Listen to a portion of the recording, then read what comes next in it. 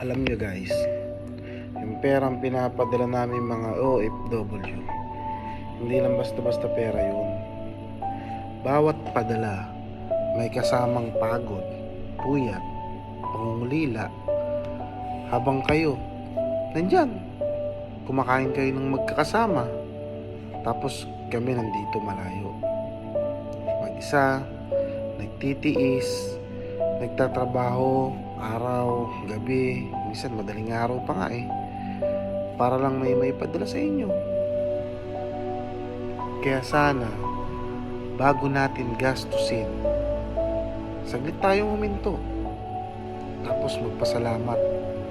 Isipin natin kung gaano kahirap kitain yung perang yun, kung gaano kalaking sakripisyo ang binubuhos nila para lang may maipadala sa inyo.